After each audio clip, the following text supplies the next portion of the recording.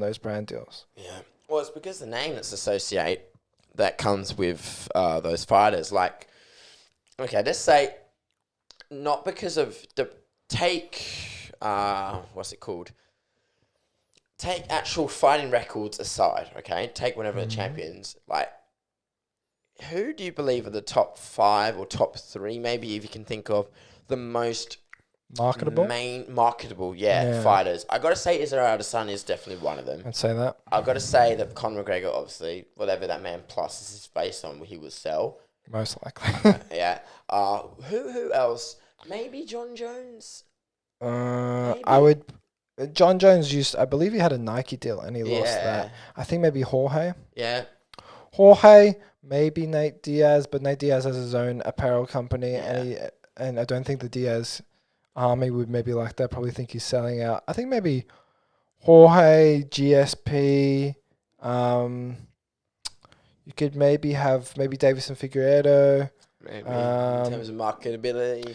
Alexander Volkanovski has Engage, I'm pretty sure, that's a brilliant fight wear company. Yeah. That's brilliant. I mean, that one's already sponsors Adesanya and all those fighters as well. Kai Kara France. It's not cheap though, I'll tell you that. No. Not cheap though. It is. I mean, I want to buy one of their shirts, to be honest. They look really good.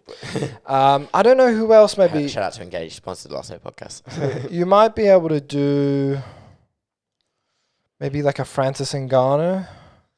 Francis Ngannou, I could see you being marketing in the future. I just think he has scalability. Yeah.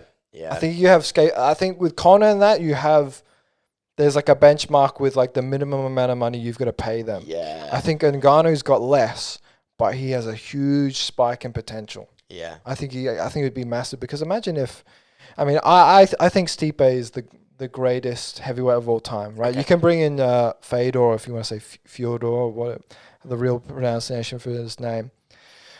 Fedor's gets a bit weird because when he came in at a different era, and it was over in Asia where there was a lot of quite lucrative and a little bit sinister deals going on with who actually won the fight, who got paid, and things like that.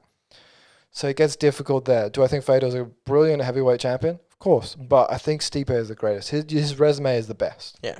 And he's probably going to solidify it this year. Exactly, when he actually fights Francis. Now imagine if Francis won. If Francis won and you already got him right before he's going to fight Stipe with maybe like a Puma deal or Under Armour, or maybe Under Armour, right? He's chilling out with The Rock. He's shooting a few basketballs with Steph Curry. Oof.